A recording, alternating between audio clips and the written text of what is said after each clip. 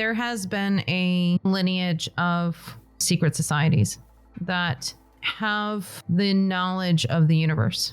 And in the beginning, this information was handed down through the generations for the good of all until it got into the hands of those who would distort it and keep it for themselves and keep the power for themselves. You and your husband's soul, along with the rest of your soul family, seek to incarnate in human forms that interrupt this type of power.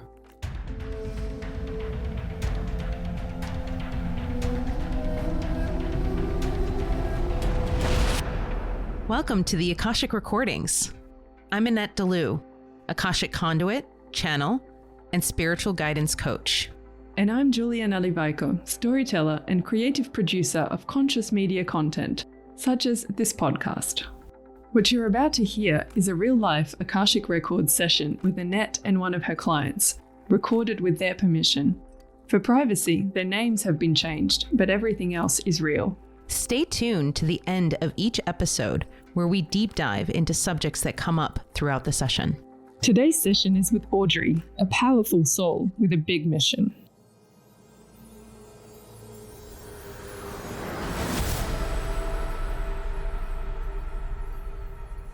So tell me what we are discussing today. My life purpose here in this lifetime, am I on the right path? And my relationship with my husband, I feel like we do have some past lives and there might be some stuff there. We have a good relationship. I would like it to be better, greater, deeper. All right, great. Hello to Akula, my Akashic guide. Thank you for being here. I want to thank Archangel Metatron and Archangel Sandalphon for being here as well. So of the things that we need to cover, where do we need to go first, please? They want to go to the heart chakra first with your husband. They're saying that's the one you're worried about the most. So how many lifetimes have they had?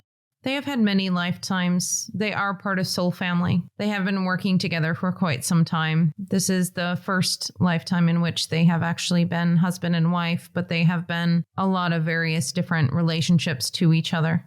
Okay, so how many lifetimes do we need to look at? We need to look at 2. All right, let's take a look at the first one, please.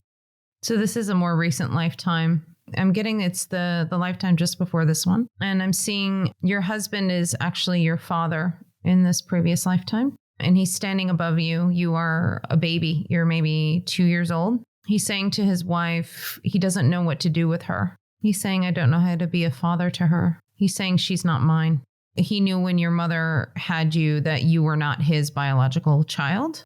He had married your mother in that lifetime knowing that that was the case. He didn't realize that it was going to be such a difficult task, knowing that it was some other person's child. You incarnated in this specific configuration for this specific reason in this particular lifetime because you were trying to teach him and he was trying to teach you how to accept people for who they are and love them for who they are. Not just because of the blood ties or the bloodline. You were helping him to break generational male patterns of toxicity, that male pattern of, I must have a child that is from my own seed kind of situation. You were trying to teach him that it is the soul that we love. It has nothing to do with the blood tie or the body. How you were helping him in that lifetime as well is because you were not born from him specifically. You were helping him to clear some ancestral traumas that he had incarnated into. So in that lifetime, he had incarnated in a family line that had some pretty big ancestral traumas. And if he had had a child of his own, that would have been passed down to that child. So because you were not born from him specifically, you were able to help him do that. But because of this, he felt separate than you. He felt different towards you than he felt that he would have. He thought that he would have loved you like you were his own, but he felt sort of this separation between you and him. And that had nothing to do with you. That had everything to do with him and his own pride. The fact that you didn't really look like him bothered him. And you didn't really look like your mother either. You looked more like your father. Oh, okay. So your father had passed away. He was very young when he passed away in that lifetime. And that's why your mom and him got married in that lifetime. I'm hearing he stepped up to do the right thing. So from that age of 2 or 3, you felt that separation from him and you never kind of let that go. even though throughout the course of his life, he grew to love you very deeply and he grew to really accept you as his own daughter, you never really forgot that moment in time when you were 2 or 3 that he didn't know how to love you, that he didn't want to necessarily accept you as his own. You kind of reflected that back at him. So I'm hearing you say, like, as a teenager, you're not my father. I want nothing to do with you. You have nothing to offer me. I don't trust your decisions. You really mourned a father you never knew. You had built up this father to be somebody who was heroic and amazing, which he was. But you really built him up in your own imagination simply because you were really wounded and you felt very alone based on the feelings you had gotten from your father in the very beginning of your life. Because of that, it was sort of creating this rift between the two of you on a regular basis. So I'm seeing he is on his deathbed and you're at his side and you're holding his hand and you're saying to him, Daddy, I don't know why I couldn't just tell you that I loved you and that I accepted you as my father. I don't know why I couldn't say it. I just couldn't. It was like the anger and the fear and the sadness just kind of kept you from expressing anything towards him until the very end. And that is when you expressed it. You really regretted it. You wished you had expressed more to him. You wished that you had told him you loved him more often. You did realize that he did try to love you as best as he could. I'm hearing you say, I should have told you every day that I loved you. So sometimes the only thing that's keeping us from the love of the people that we are born into, the family that we have, the only things that are keeping us from that love is ourselves. And that's exactly what the case was in this particular instance. It's not to diminish the experience that 2- and 3-year-old version of you had, but it's when you look at the accumulation of the entirety of that lifetime, he loved you very deeply for a majority of your life, save those couple of years that he was just trying to figure it out. And sometimes letting go of that anger and resentment and fear can be just enough to allow that love in to be able to receive that love. So a really big theme that you and he work on as a team, and there are actually a team of 7 souls in your soul family that have been working on this idea of forgiveness of others, forgiveness of self in order to allow more love in. Okay. Do you have any questions about that particular lifetime? So it seems like that lifetime definitely transfers into this lifetime, because that's like some of our biggest fights. I feel like he's my dad, and I get that feeling from him. And it makes a lot of sense that like a previous life, he was my dad, and that I do kind of resent him for not loving me enough. So it makes a lot of sense right away. So, yeah. And one of the things that you can sort of connect into for yourself is all of those places in which you have that fear, that resistance, that sadness, the feelings of, well, if he doesn't love me, I'm not going to love him back. That sort of not wanting to give for fear that you're not going to receive. And the problem with that mentality is that it's sort of that chicken or the eggs type situation. It's like, well, you can't receive unless you're open to receive. And you're not going to give until you receive. So it's like, something's got to give, right? Right. Yeah. So let's take a look at that other lifetime that they wanted to show us that gives us a little bit more context. So we're going to go back far, far back. They're showing me the number 20. So like 20 lifetimes ago, but like further back than that. Okay. I'm not quite sure what this is, but I'll just start describing it. And usually it kind of comes together. I'm seeing him in a set of like red robes, like red and white at the collar. He's standing very tall and he has his arms up to the sky. He's got a hat on. He's a religious figure, but not a cardinal. Okay. And the really interesting thing is that you're standing just beside him, wearing similar robes. What is their relationship together? They are, for all intents and purposes, you would use the word colleague in this current vernacular. Okay. So they worked together, so to speak, in a way. They were part of the same circle, but they were the leaders of this circle. Was it a mainstream religion? It was not. They're giving me like almost like druid vibes, but not necessarily druid, because it feels much more organized than that. Like in terms of like you clearly had money because the clothes you have on are very, very well put together, but it's also rooted in paganism of some sort. So there's some sort of crossover there. You were also a man in that lifetime. That makes a lot more sense. Given the hierarchy and the structure of what I'm seeing. Yeah. Is it like secret society kind of stuff? It is. Yeah, like I guess similar to Freemasons or something like that. There has been a lineage of sort of secret societies that have the knowledge of the universe.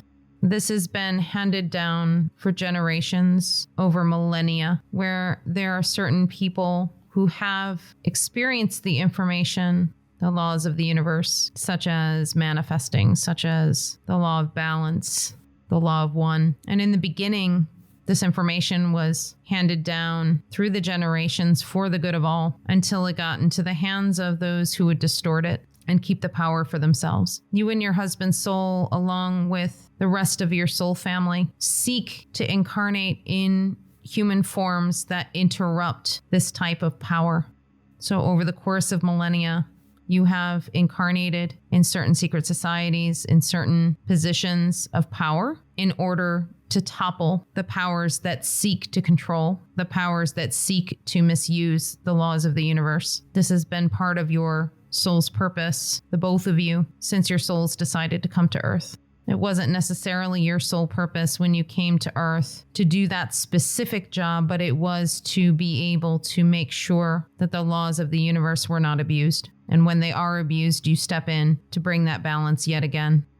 So in this lifetime, like I'm seeing that the both of you are sort of at the head of whatever this organization is. And you're planting seeds of discord within the organization. So I'm seeing him whisper things to other members of the group. You're doing the same, and you're trying to get people to sort of within the group to not trust each other. Creating this discord within the group is allowing some of this lack of trust to sort of disband the group entirely. Basically, your job in that lifetime was to destroy this group, which is why it's not a group that we have ever heard of in the history books. It's not a group that we've ever experienced because it was dismantled and destroyed, not only by you and your current husband, but also by other members of your soul family. And there are also other soul families that have the same job. So it doesn't have to always be in secret society type structures. It's any type of structure that seeks to control via power, that seeks to distort the energy of the universe. So eventually this particular secret society that you were in, it eventually lost all its money, lost all its funding. Two of the members that were very prominent that actually donated a lot of the money to the organization got really annoyed and pissed off at the rumors that were being spread. And it was actually you and your current husband who were spreading the rumors. You didn't necessarily know that this was your job. So that's kind of the funny part, is that like you were just kind of, I mean, ultimately you were kind of not great people. You were talking behind people's backs. You were stabbing people in the back. You weren't necessarily doing it for power. You were doing it just out of spite. You know, you didn't like a particular person, and so you would just spread a rumor about them. When you look at the bigger picture, there was a very particular purpose for this. You didn't incarnate as a person who was not great for like just no good reason. You did this specifically so you would break apart this organization before it got any bigger. So this created discord between you and your current husband because you were both like sort of spreading lies and rumors and stuff like that to basically piss all these people off. You then stopped trusting each other because you're like, well, if they're spreading lies about this other person, what are they saying about me? So that also split you apart as well. You left. You were one of the first to leave, actually. You were one of the first to leave the organization, which is interesting because even though you were the one spreading a lot of the rumors, like you were the most trusted. So the fact that you left and you didn't trust him, that sent a red flag up to the rest of the members where they were like, well, if he left, then, you know, I don't know if I trust this other guy and I don't know if I want to be in this anymore. It's like you threw the bomb on the group and just like walked away, you know, like you just exploded the whole thing and walked away. And everybody's like, yeah, and we're done. So like it was very methodical. It happened very quickly, like how the whole thing like fell apart. You never did see your current husband in that lifetime again. You lived out the rest of that life really peacefully, actually. It was like you had done what you came in there to Earth to do. And then it's like the universe just kind of let you live out the rest of your life in relative peace. So the one thing they're trying to tell me right now also is that you and your husband have really incarnated in a lot of situations that have been challenging. And the reason why is because you can take it.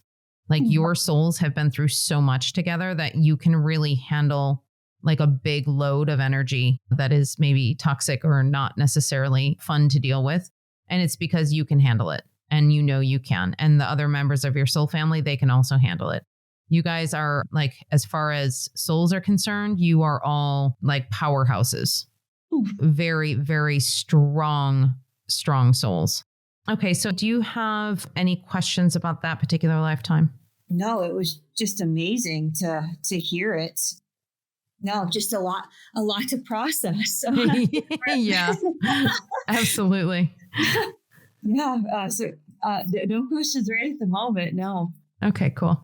So for the message regarding your current lifetime with your husband, they're saying that you can get through anything. Like you have this strength and this ability to literally get through anything. It is something that they want you to keep in mind when things get tough, because you have been through much, much, much, much worse over the course of many lifetimes that you've had together. And so you have this ability to actually even tap into the energy of past lives where you've gotten through similar challenges. So you can set the intention when you're going through a particular challenge in your life with him, that you can say, okay, I would like my angels and guides to give me a frame of reference or give me some sort of sign that tells me like where I need to go next, what I need to do, like what is the best course of action, because I know we've been here before. What is the distance that you're feeling from your husband? We have a great like superficial love, and we have different love languages and very traditional rules in this lifetime. I take care of the house and the animals, and we both work very hard and have regular jobs. But I feel like we could have a deeper connection, and we did spend a lot more time together this past year, and I think that's part of it. We bought a camper, and we spent a lot of weekends camping just together with each other, not the distractions of the house or our phones all day. But I feel like that there's like we're just sitting in kayaks on top of the surface of a lake and we're having a great time. But I feel like there's this whole realm underneath the water we touch upon sometimes, and we connect in that way. I feel like we're not doing the work to get to that deeper connection. And it's not necessarily trust, because we do trust each other. There could be like a deeper love there. How often are you vulnerable with each other? Never. That's how you start. Okay. And there often is a standoff in that respect in relationships, because one person doesn't want to be the first person to be vulnerable, and somebody has to start. So if you are the one who is, sort of doing this inner work first, then it is your chance to start being vulnerable. The question is, do you know how to be vulnerable? Do you know what that means? I do know what it means. And I think the only times where we've really shown that true side and emotion, we lost a pet that we were very connected to. And it was in that time of grief that we hung on to each other in that vulnerable state, where we haven't been able to touch upon that. When we get to that vulnerable place, neither one of us want to hurt each other. So I think sometimes we don't say exactly what we're feeling. We show it for sure, but we don't talk about it. We don't explore it. Well, being vulnerable is more than sort of sharing in grief and sharing in sadness. Being vulnerable can mean sharing in absolute sheer joy. If you say to him sometime this week, I feel this deeper love for you and I really want to explore that. Do you want to explore that with me? No. That's something that is just open and beautiful and loving. And, he might say, yeah, I don't know what that means, and that's okay, because basically you can explore that together, right? You can explore what that means. You can explore that deeper connection, that deeper love. You might express it in different ways. And that is often the case too, is that when people are vulnerable, they don't necessarily express their vulnerability in the exact same way. And so the other person might not view it as being vulnerable. But the one thing that I always say, energy doesn't lie. Yeah. When you're being vulnerable, it's going to allow him to feel safe to be vulnerable too. And that also goes with when you're talking about other things. So it will bring in the family aspect of this. So if you're having issues with a member of your family or anything that's going on and you want to talk about it, a lot of times our first reaction is to complain about it. Yeah. We'll say, oh, well, this family member did this and I can't believe that. And I'm so angry and this and this and that. Okay. Right. So that's one thing. That's just talking about it. But being vulnerable would be actually saying, you know what, honey, I don't know what to do. I'm feeling so sad about how I'm being treated. And can I take 5 minutes to just sort of vent right now because I need to just vent? Mm-hmm. If he has the ability at that moment, he can hold that space for you and allow you to be vulnerable in that space. Do you feel the difference in that energy between feeling the emotions of what you're experiencing versus just kind of generally complaining about it? Mm-hmm. And the thing is that it's important to understand for both of you that when you're sharing intimacy, it's not about sharing something because you want the other person to do something or because you want them to step in and help or anything like that, although that can happen. Mm-hmm. It's being able to hold space for each other to do so. And then however things unfold, they're going to unfold. If this is a new practice for you, then this is something that is going to have to sort of unfold the way that is comfortable for both of you. So let me ask, how comfortable is he with sort of the intuitive spiritual side of himself? He's pretty open. There's no practice that he does regularly. And right now his job has kind of consumed him. He has the job he's always wanted since he was 20. So for right now in his life, that is the most important thing. And I've allowed him to make that the priority right now in our life, just because it is so important to him and it makes him so proud and just so fulfilled. But he's kind of let go of, the fitness practice. And, I used to come to yoga classes with me all the time. And, since camping season ended, we haven't had that time together. We try to do traditional date nights and stuff right now. And one of the irritations of our relationship is, he uses alcohol and marijuana to disconnect. I wish it was something else. I think in time it will be. But yeah, I think it's just a kind of a mask to decompress, not deal with everything else that's going on. Kind of masking having to do those deeper, in-depth reflections personally. So. Well, and the one thing that we cannot do is we can't make somebody come up with different coping skills or make somebody do the work that they need to do internally. However, by you being vulnerable and by you showing up in that space can encourage that same reflection. Mm-hmm. That's what I would suggest that you start to do. Okay. And make it a space that is something that you both are excited to sort of come to. And I don't know why I'm getting that intuition right now, but they're saying make it something fun where you can be vulnerable. I don't know exactly what that looks like for you and him, but because they're just showing me that sometimes, when people are vulnerable, it shows up as a really deep or heavy conversation, mm-hmm. when it doesn't necessarily need to be. It can be something that is something to look forward to. That is something that is gosh, I can't wait till we can have our space together so we can connect and talk about stuff. Or even that we can just connect and not talk if we just need to hold space for each other and just be. But whatever that practice is that looks right for the both of you, that's kind of what they're guiding you to. Does that make sense? That makes a lot of sense. Okay. Yeah. Whenever somebody says, can we talk? It's God, they're going to tell me that I suck, right. So to be able to sort of start shifting and changing that energy to no, when I want to be vulnerable, it's not to say that you suck. It is to say that these are my feelings and they may or may not have anything to do with you, but I just want to share them with you because I know and trust you to be able to be here for me and to hold the space for me. That is sort of the next evolution of how we interconnect with people. And this is something that is sort of new because over the course of generations in society, this is not something that has really ever been done. Mm-hmm. Okay. So do you have any other questions about your husband? No, this gives me a lot to work on already. So maybe this is a good point.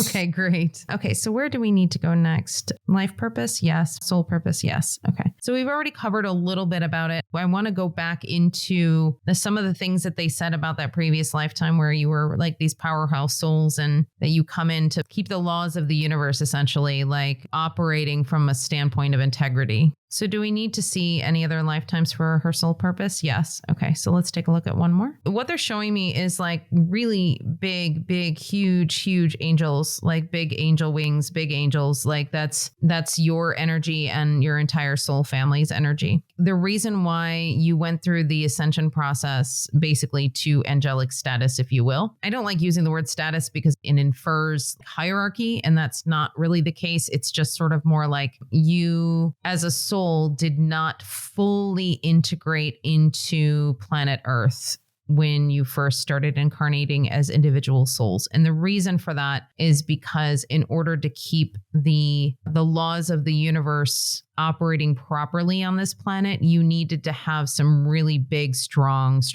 energy. Instead of lowering your vibration, so to speak, as we all do when we break off from divine source energy, we lower our vibration to be here on this planet. Instead of doing that, you actually kind of went through this really rapid boot camp of learning, essentially, when you first came to Earth. And then became sort of this like angelic level in order to have this larger energy so you could help. They're basically showing me that, like, obviously because of free will on this planet, it had the potential to go very, very wrong. And it has gone very, very wrong on other planets, in other timelines, in other dimensions, where the free will basically says, oh, well, I can do whatever I want. And here are all these laws of the universe. Cool. I'm going to create whatever I want. And it creates this selfishness. It creates this power vacuum. It's destroyed planets in the past. And so this particular planet, the whole universe, is really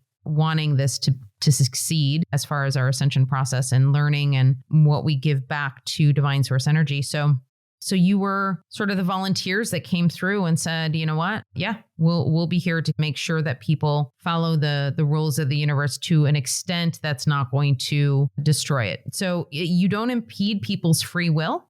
But if you see a group of people or a person or anyone who is starting to abuse the laws of the universe, you kind of swoop in and get incarnated into a particular lifetime, and you start kind of breaking apart those systems. Your soul family has been single-handedly responsible for the fall of governments. And when I say responsible, I mean that like you incarnate in those particular roles and you make decisions in order for those governments to fall. So it's not like you're actively doing anything, like you're not fighting against anything. You just incarnate as people within those organizations and allow them to naturally fall away. So you're essentially using your own free will and your soul purpose as well in order to affect that change. Okay. Does she need to know anything else about her soul purpose? She does not. Okay. Do you have any questions about that? Again, it makes a lot of sense. As you're talking, it's just so many things are making a lot of sense. And not all necessarily what I want to hear, but definitely stuff that I need to hear. Yeah. Beautiful. And I do want to tap in a little bit more into your life purpose for this lifetime. I'm getting that this particular lifetime you have is a little bit of a rest lifetime. Oftentimes, especially when you are a really, really, really big, powerful soul, we have a tendency to incarnate and maybe we are doing a really big, tough job. So let's say you just incarnated and took down some government system or something like that in a previous incarnation. Mm-hmm. Then the subsequent lifetimes afterwards, you might have like a much easier lifetimes, because if you have a challenging lifetime and you accomplished a really big job for the universe, it's like the universe is like, okay, cool. Now you can rest for a couple of lifetimes. Not that you're not going to achieve things, but it's like you don't have to do anything super huge in this lifetime. That's not your fight right now. But what your fight is, how can I make a difference in people's lives, even if it's just, a few? And that's exactly what you need to do. And the reason why they were bringing that up is because after hearing this information, they don't want you to sit here and think, oh gosh, now I have to go and change the world. And what am I supposed to do? And you have to also keep in mind that each time that your soul has done this, your soul knows what it needs to do. Your human self kind of oblivious to it all happening. Like you just are who you incarnate as, and you set yourself up for success, essentially, for whatever you're trying to do. And now, is it possible that we don't succeed some lifetimes doing what we're here to do? Yeah, absolutely. But it's not like you have to go and like change everything you're doing right now in order to go take down some systems. You can just continue on with what you've been doing. Okay. So they're saying that there is information regarding your father and why you incarnated with him in this particular lifetime. So hold on, let me take a look. Oh, that's interesting. That's something I haven't seen before. Okay. He's actually preparation for your next life. So he's giving you experience in this lifetime to learn from. So when you get into the next life, you'll be prepared for what you're doing. Wow. Yeah, that's a first. I've never had that come in before like that. Like usually it's like you need to, learn lessons in this lifetime, which is true. You do. I mean, there are lessons you'll need to learn and that you have learned in this lifetime through him. But it's usually not specifically for setting up for the next lifetime. But that does make sense from the standpoint of who your soul is. So it looks like the next lifetime for your soul is going to be another one of those big lifetimes where you take down a lot of structures. It does actually look like it's going to be having to do with masculine energy, patriarchy, that kind of stuff. And you're going to have an action-packed life in the next one. So, okay. So they're saying get some rest in this one. Right. Get some rest and prepare. Yeah. Well, that's interesting. Okay. You're removing any aspects of control from your experience as a human. The theme that you're going to be having in the next lifetime is very much about removing control systems. Anything that seeks to control in a society is actually no longer needed on this planet. Those are the structures that are going to be taken down over the course of the next couple of centuries. Wow. So I know it may not help in this lifetime, but you can thank your dad for preparing you for the next lifetime. That's an excellent perspective to put on it, right? Because you're here for the lessons, right? Like you're here for the challenges, and that does take a lot off of our relationship, right? I can just enjoy the good times and let go of, just let it float away. Exactly. Okay. So how do you feel? Oh, I feel so much better. Oh, I'm glad. A lot of insight and Wonderful. I want to thank Akula, my Akashic guide, for being here. I want to thank Archangel Metatron and Archangel Sandalphon. The records are closed. The records are closed. The records are closed. Thank you.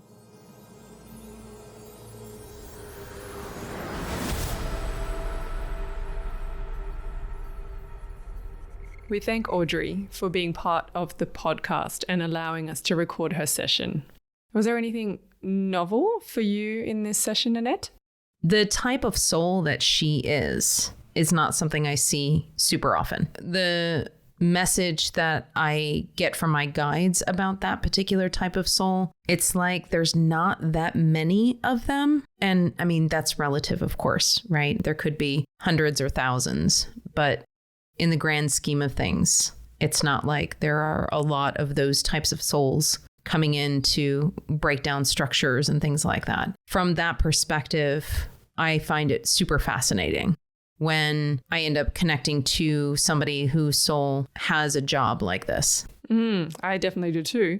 And when you say a job like this, do you mean a job of specifically breaking down power structures, or other type of souls who have a very particular type of job that is not necessarily like that? Like it's other versions of it. Yeah, it's other jobs and other positions like that. I think at one point earlier in this season, we covered the role of the guardian, like guardians of Earth. So I would put them sort of in the same type of category. It's like these really big energy souls that are doing pretty big jobs. And likewise with Audrey, the work that her and her husband were doing on a soul level, it's pretty big work to tear down structures and whatnot, and to be able to do that effectively. So every time I come across something that's sort of new-ish like this, it's always nice to see a new piece of the puzzle. Can you name some of the other big soul jobs?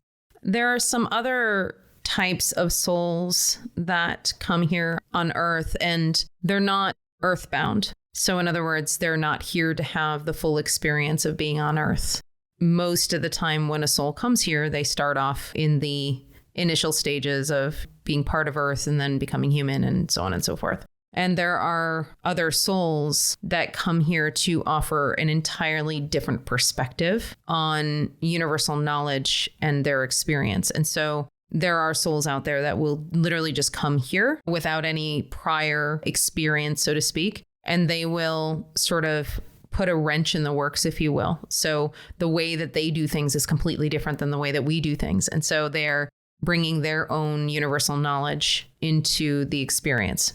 That's necessary from a lot of different perspectives, because it's almost like if you see all of the fish swimming in the same direction in the stream and they're all doing the same thing and they come across an obstacle and they all keep on beating their heads up against it and they have nobody to show them that there is another way. They don't know that there's another way. And so some of these other big souls will come in and show you that there's a different way. And whether that is in the what we would consider the positive or the negative, that really doesn't matter. It's just about getting us unstuck or helping us through a particular thing. So I have seen that. I have seen souls who come down here to literally just sort of change the course, because it's like everybody's kind of going in the wrong direction. We need to kind of course correct a little bit as a collective. Another type of soul I've seen is that they come down just to save. In that particular situation, if we're going down a really destructive path, there will be other souls that will come in and help steer the boat, basically. They'll help course correct. Some cool missions. Mm-hmm. But I guess one thing that we probably want to remember is that there's no personal responsibility in these missions, right? Correct. Most of the time, the human themselves is not going to know that this is what their soul is doing.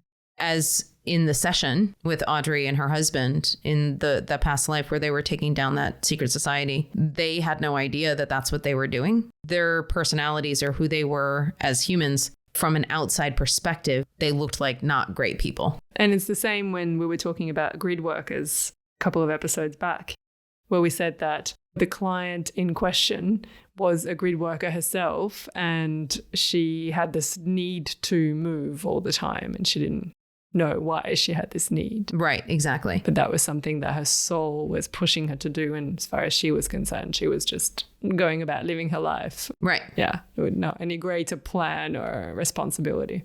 And a lot of times our soul purpose does have that component to it. I know your soul purpose has that component to it, where there's an element of your soul that is doing the cleansing and the dry cleaning of other souls, right? And it's like, that's not something that you're doing on a conscious level, and you're not doing it on a physical level either. You're not going up to people and like giving them a good scrub.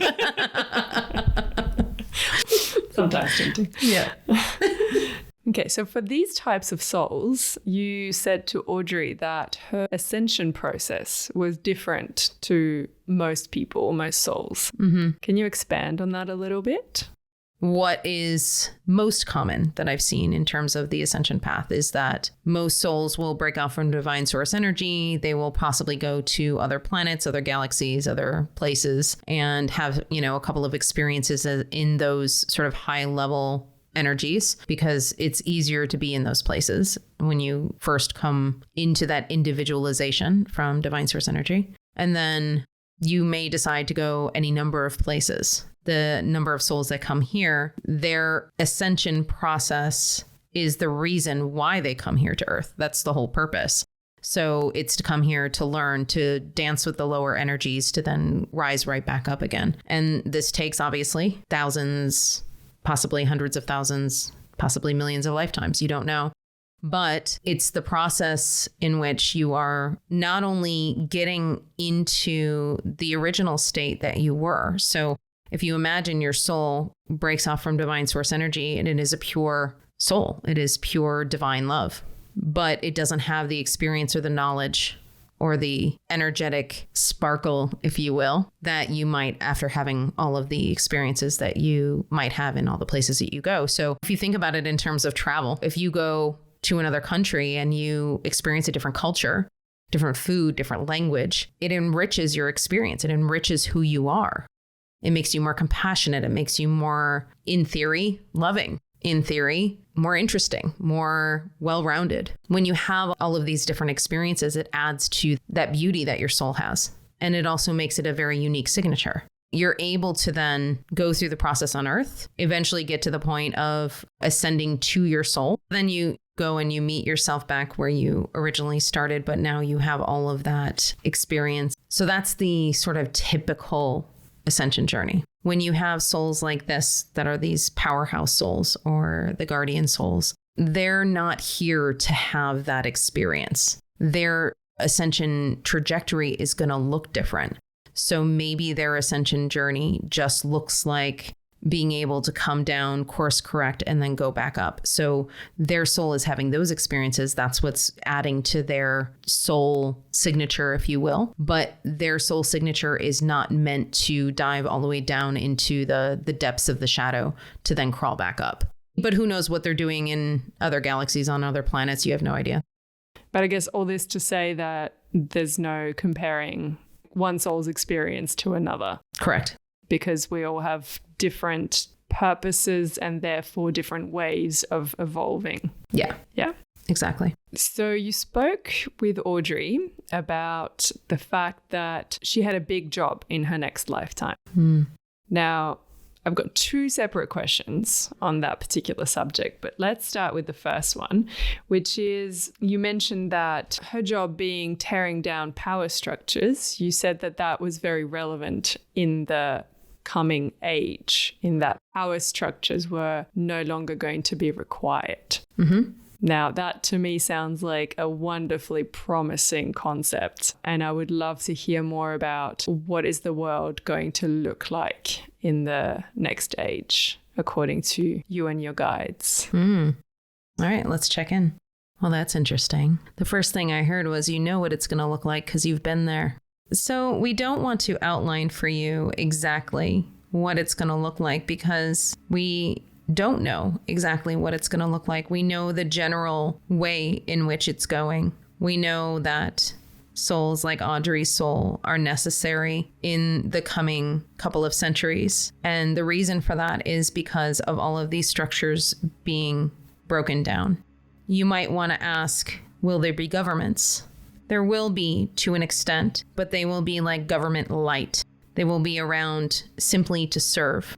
They will be around to help with infrastructure, to help with raising money for transportation, to help with education and schools. They will be around for things such as that, but they will be there solely for the function of organization, organizing those things, making sure that there's enough money to fund those things. And they will not be funded by taxes, so to speak. They will be funded in other ways. There are going to be differences in the way that we have our lives set up.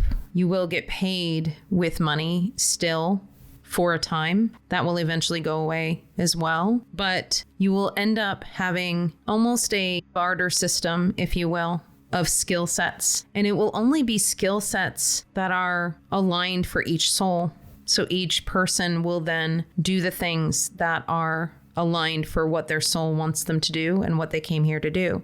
Now, the difference is that in the coming ages, you will actually have a lot more knowledge about what your soul is wanting to do and what your soul came here to do. You will also have a lot more knowledge and connection with your soul. So it'll be a lot less guesswork. People will be living more from their heart spaces.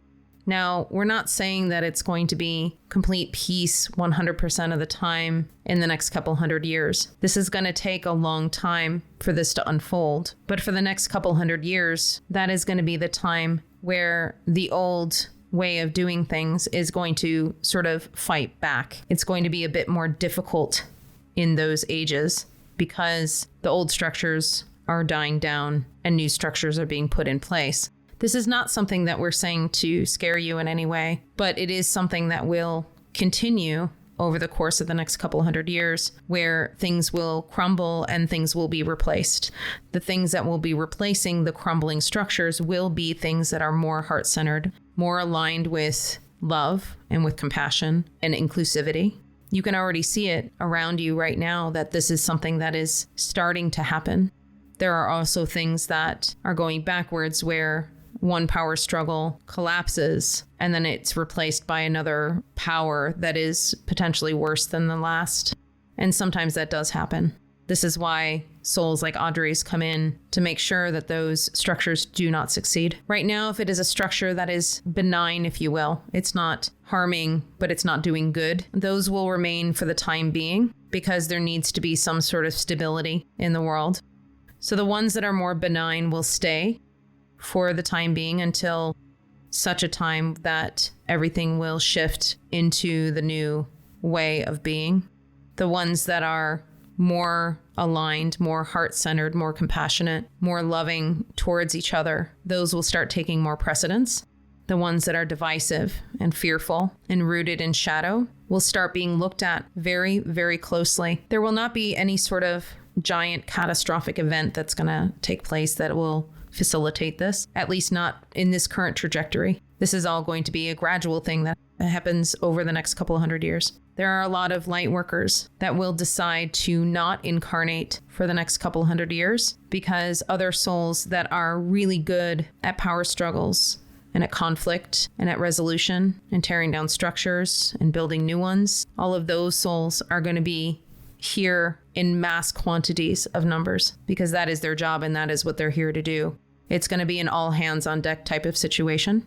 It's not to say that there won't be other people here that are just along their ascension process. There will be. But this is why a lot of the light workers at this time who are reaching their pinnacle of their ascension are doing it now. And it's timed exactly in that way because if they were to stay for the transition over the next couple 100 years, it could actually hold them back a little bit in terms of their ascension. So once your ascension process is complete, then it is your choice whether or not you want to come down and help. And there will be many souls who will, and there will be other souls that will not. They will go to other places. We understand that this is a bit more vague of a description, that maybe you wanted more detail as to what the government structures are going to look like or what the new world would look like without people in power, individuals in power, companies in power. But it is something that is still unfolding. But we can certainly tell you that it is going to be a much more harmonious way of living. There will be less desire for things and stuff.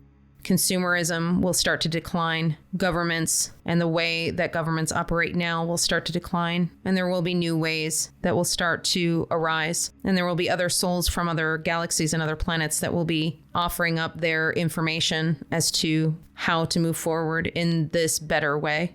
This is what happened in Atlantis in the ancient civilizations. There were souls from other places that came to share knowledge. At the time in Atlantis, that knowledge was abused.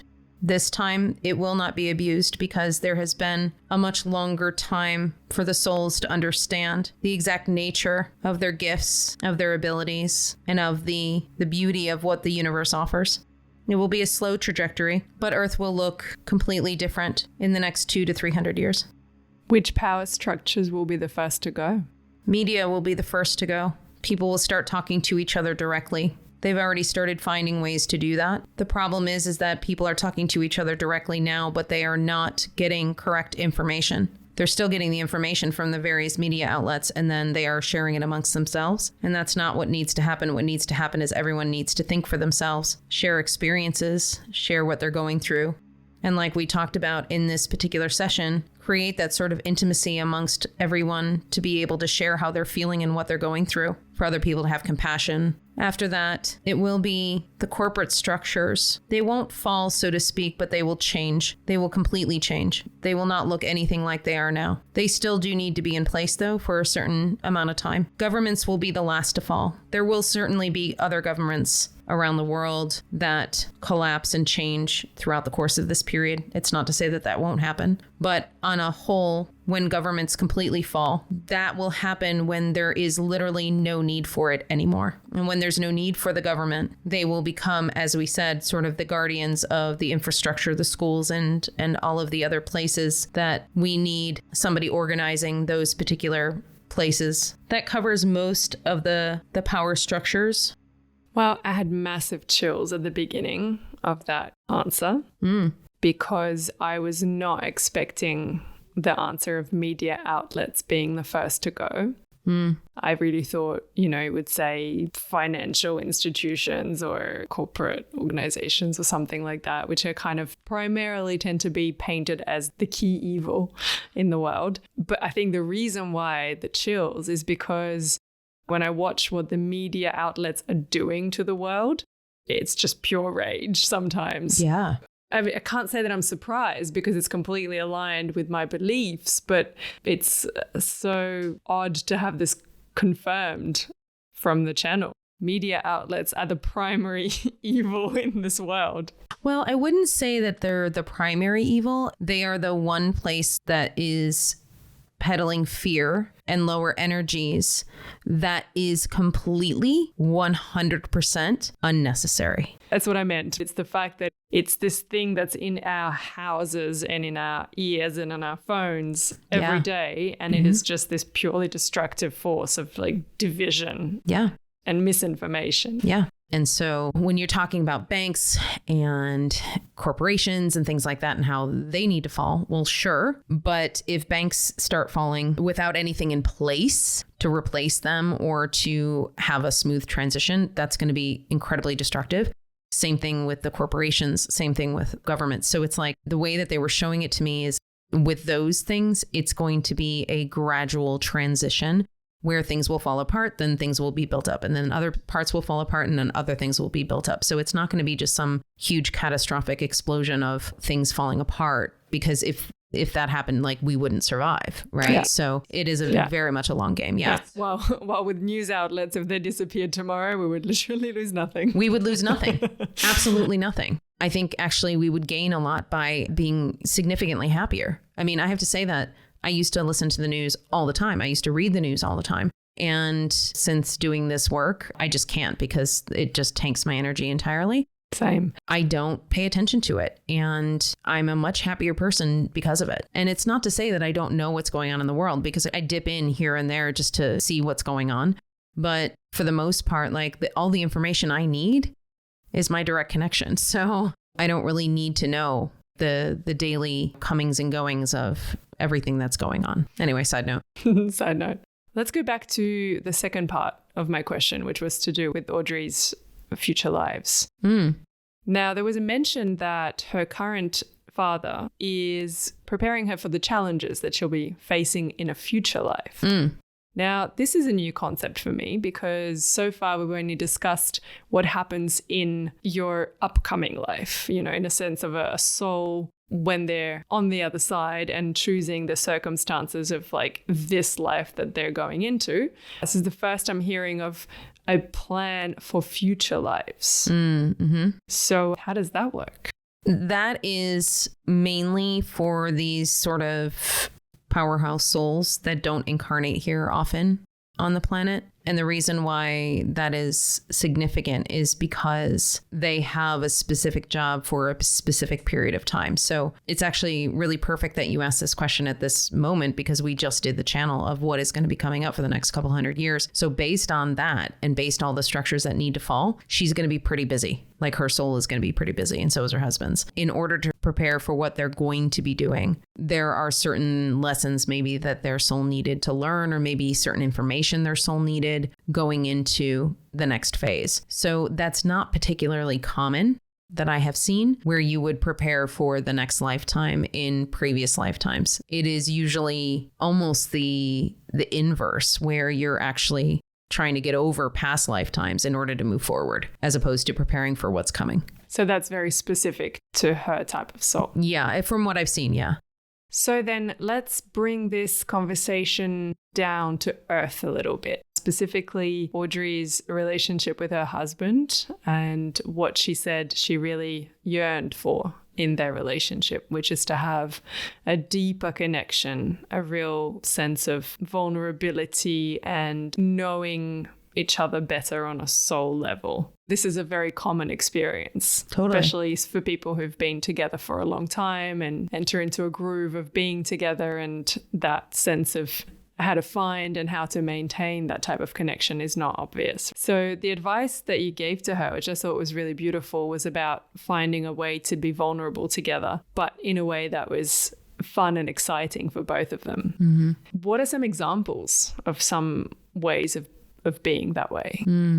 Intimacy is everything for every relationship. It's not just romantic relationships. It's with parents, with siblings, with friends, and getting to know somebody on a soul level. If you choose to go down that path is important. It could be something inquisitive. It can be something that you just never really thought of before. And then you're like, oh, you know what? Maybe I really want to know this about my partner. Maybe I've never asked my partner this question and maybe I want to ask. And that's how you really start getting into that groove. And then also it makes them feel comfortable asking you the same questions. That's on a deeper level. And I don't know how fun that is. I mean, I think that stuff is fun, but it depends on who you're talking to and what they consider to be fun. Maybe it's a card game. Maybe it's a board game. They have all these games where you can ask a million questions about the person that you're next to. Or if you want to go down the road of intimacy and then sex, there are also like little scratch off card games where you can ask your partner like what they like and it'll give you a little prompt of what to do. So like this can go from every type of relationship, from platonic to sexual as well.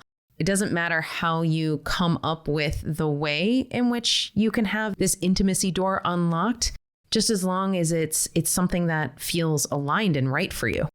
What about when you mentioned that having some really joyful experiences together was a really good way to create that intimacy? Like, what would that look like? So they're saying to me that it's easy for me to say because I'm a sharer. I like sharing. You are. It's true. That's something that would be really easy for me to share with a partner. But somebody who might not be as open to sharing, something like that might look really horrendous to do. Right. So I'm trying to sort of put myself into the shoes of somebody who would not like to share. That's really hard for me to do, by the way. So intimacy doesn't always have to be about speaking. Maybe you share a really beautiful moment at a concert together where you're not talking. Maybe you share a quiet moment watching a sunset, something that is joyous and fun, but you're not actually speaking. Like that can be intimacy as well. Being present with each other can be a simple act of intimacy. So what we'd call quality time, basically. Yes, I would say quality time, but I think that's too broad of a category to put it in. You could spend quality time with somebody, but still be completely preoccupied with something else. So you could be spending time with your partner and maybe you're going for a walk and then you're going out to dinner. But let's say the entire time you're completely preoccupied with something at work, or you're completely preoccupied with something you have to do tomorrow and you're not actually fully present. People do that constantly. How many times have you been talking to somebody and your brain is just completely somewhere else? You have to be present. You have to be fully present with the person in order for that intimacy to happen. I would prefer to describe it as being present with the person that you're with, listening, hearing, sharing, or just being. Which is, funnily enough, when you were saying everybody would have a different idea of a good time. But for me, that would pretty much exactly constitute an idea of a good time. Me too. Yeah. Me too. Lucky for us. Yeah. I guess. Not necessarily something that's easy to do, especially I think for people who are not in the habit of being that way. Especially, I guess, in long-term relationships or after having been that way for a long time. Yeah. I would have to talk to somebody who really doesn't like sharing to get an answer from them. And so if any of you out there listening are one of those people who really doesn't like to share verbally, give us some insight on like what you would find fun to share with a partner in terms of intimacy, in terms of sharing who you are with that person. Like, how do you express who you are on a soul level, on a heart level with the person that you're with? Good question. We're waiting for some answers. I was searching to see if I could really put myself in those shoes, and I really can't. Because I've always been an open book and I've always been the person who shares and overshares and all of those things. It's really, really difficult for me to put myself in those shoes and see what would be right for that type of person. On the subject of sharing, do you have anything else that you want to share with us today before we wrap up? I think that we can always improve our relationships. Every single one of our relationships that we're in can always improve by inquiring, can always improve by simply asking how somebody is and not just saying, oh, how are you doing? Oh, I'm fine. But no, really, truly asking, like, what's going on? How are you feeling? And showing interest in the other person that you're interacting with on a real present level. And if you can try to do that every day, every other day, whenever you can, you're only going to improve your relationships from that point forward. Amen to that. Yeah. Yeah. So thank you for today's bit of wisdom and for everything that you've been able to share on this season so far, our first season of the Akashic Recordings. And thank you for everything that you have been able to pull out of each one of these sessions, all of the beautiful topics that you've been able to craft and ask the really hard questions that sometimes I'm able to answer, sometimes I'm not. So I appreciate it. Thank you. Honestly, hardly a chore to pull out stuff out of you. Always a pleasure. Always a pleasure. We're going to take a little break. Yes, we are. And we'll be back when? We're going to be back towards the end of July. Will be the beginning of season 2. In the meantime, I will be doing some channeled messages here and there, and we'll see you then. So until next season. Until next season. Thank you so much for listening.